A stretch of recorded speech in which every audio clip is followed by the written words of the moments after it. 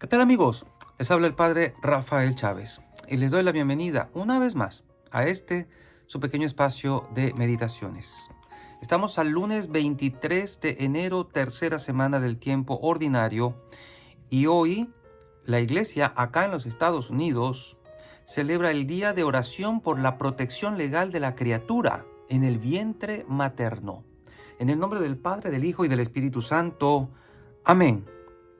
Oh Dios, Creador nuestro, te damos gracias a ti, pues solo tú con poder concedes el don de la vida y nos formas en el seno de nuestras madres.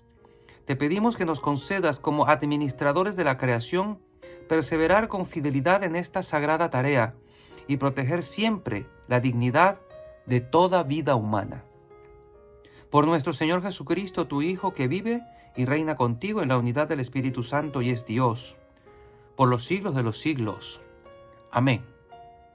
Comenzamos la liturgia de la palabra con el libro de los Hebreos, la carta a los Hebreos, capítulo 9, versículo 15 y del 24 al 28. Hermanos, Cristo es el mediador de una alianza nueva. Con su muerte hizo que fueran perdonados los delitos cometidos durante la antigua alianza, para que los llamados por Dios pudieran recibir la herencia eterna que Él les había prometido. Porque no entró Cristo en el santuario de la antigua alianza, construido por manos de hombres, y que solo era figura del verdadero, sino en el cielo mismo, para estar ahora en la presencia de Dios intercediendo por nosotros. En la antigua alianza, el sumo sacerdote entraba cada año en el santuario para ofrecer una sangre que no era la suya.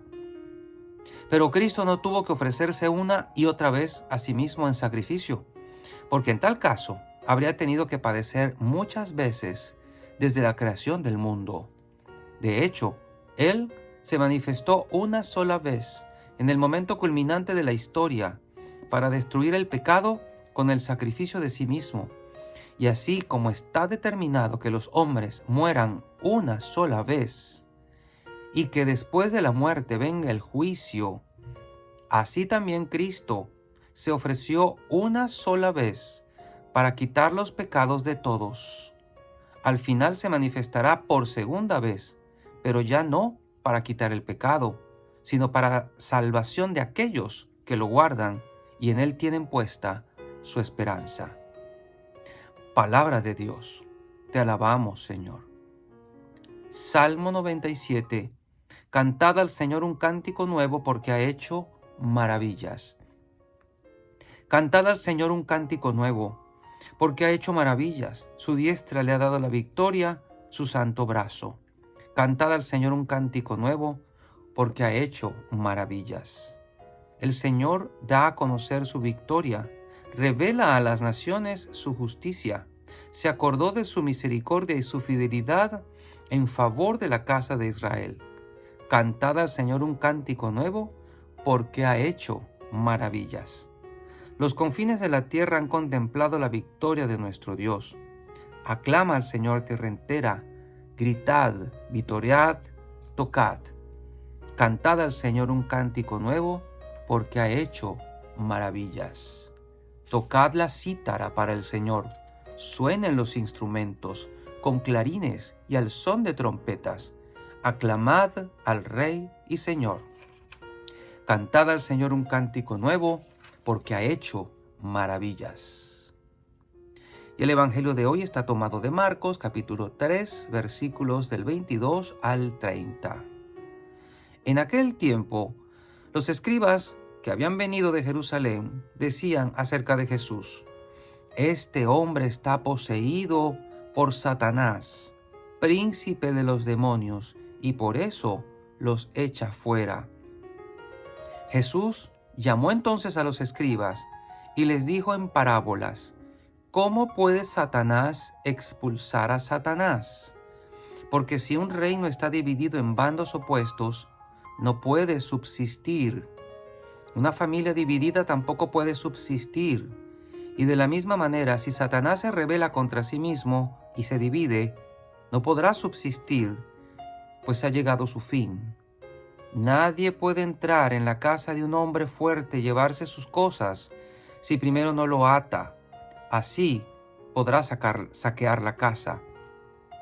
Yo les aseguro que a los hombres se les perdonarán todos sus pecados y todas sus blasfemias, pero el que blasfeme contra el Espíritu Santo nunca tendrá el perdón. Será reo de un pecado eterno. Jesús dijo esto porque lo acusaban de estar poseído por un espíritu inmundo. Palabra del Señor. Gloria a ti, Señor Jesús. Queridos hermanos, hermanas, aquí el Señor está tocando un punto verdaderamente interesante. ¿Cómo era posible que los escribas estuvieran tan ciegos y tan envidiosos de que Jesús pudiese aglutinar multitudes y ellos no? Que fueran capaces de calumniarlo. Estaban teniendo ante sus ojos obras magníficas, sanaciones asombrosas, expulsión de demonios, pero con afán de desacreditar a Jesús, se expusieron a cometer el único pecado que está más allá del perdón de Dios, el pecado contra el Espíritu Santo. Y aquí volvemos al tema, a la pregunta, ¿cuál es ese pecado? Dice el Señor que se perdonará cualquier blasfemia, pero no este pecado, el pecado contra el Espíritu Santo. Todo pecado y toda blasfemia serán perdonadas, pero el que blasfeme contra el Espíritu Santo no tendrá perdón. Ahora yo te digo, tú quédate tranquilo, porque seguramente tú no habrás incurrido en esto. Pecar contra el Espíritu Santo es negarse a recibir el amor de Dios. El Espíritu Santo es amor. Y negarse a recibir al Espíritu Santo es recibirse a negar el amor de Dios. Negar la obra del Espíritu Santo es negar la obra del amor de Dios, que es misericordia. Por lo tanto, es decirle no al amor de Dios, es cerrar tu puerta al amor de Dios y a su salvación. Por eso no tiene perdón. No porque Dios no quiera perdonarnos, sino porque tú le has cerrado la puerta, o aquellos han cerrado su puerta, la puerta de su vida, de su corazón, de su mente, a la misericordia, al perdón y a la salvación de Dios. Al hacer estas cosas, estaban atribuyéndole a Jesús poder maligno. No se daban cuenta que ante ellos estaba actuando el poder de el Dios que ellos decían venerar. Pero ante la envidia, o impulsados por la envidia, calumniaron y no vieron lo que tenían frente a ellos. Qué tremenda es la envidia. Y estos hombres estaban cavando su propia tumba eterna. Esto es muy interesante. Nosotros, si reconocemos a Jesús como nuestro Salvador, nuestro guía, nuestro orientador, nuestro maestro, nosotros estamos libres de cometer esta blasfemia contra el Espíritu Santo. Así que quedémonos tranquilos. Lo importante es que no neguemos la obra que el Espíritu Santo está haciendo en nosotros.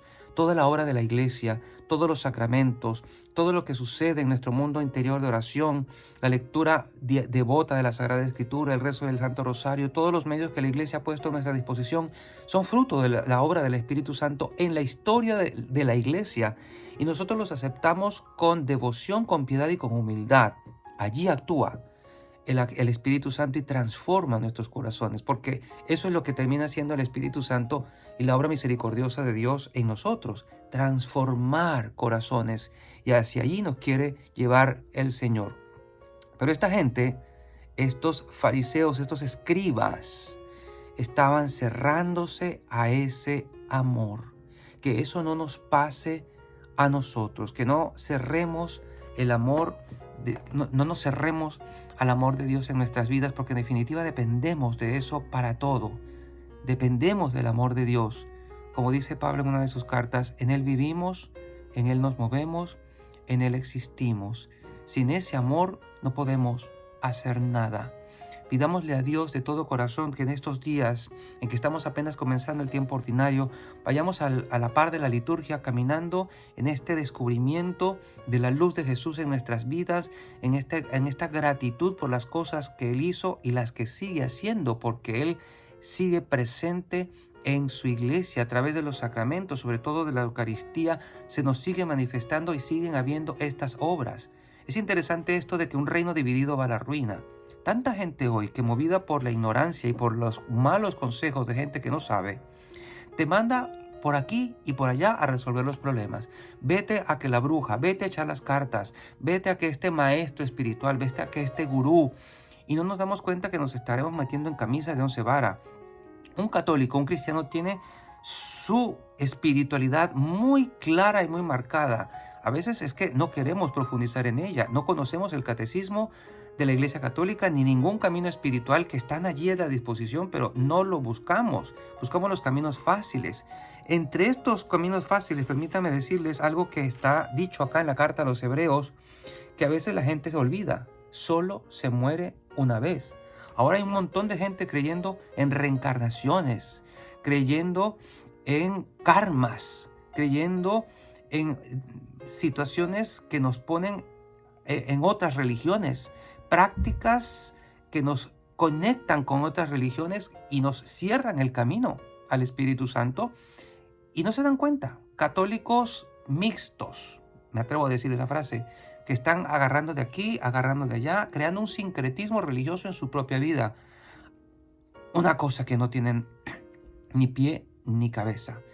Tú, si eres católico, procura la pureza de tu fe y no la mezcles con nada de lo que pueda perturbar tu camino espiritual. Ahora que está tan en moda el yoga, cuidado con eso, el reiki, la meditación trascendental, cuidado.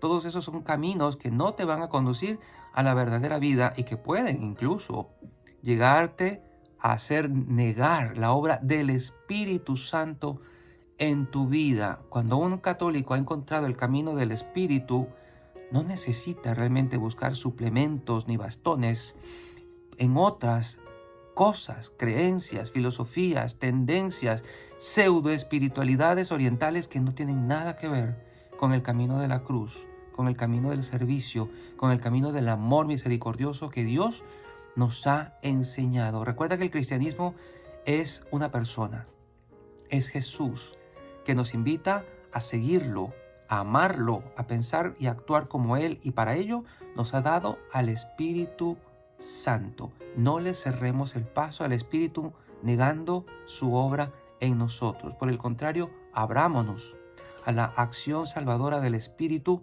que tiene mucho que hacer en nosotros, sanarnos, liberarnos de tantas cosas que tenemos por dentro y que solo en Él podemos encontrar la verdadera salud.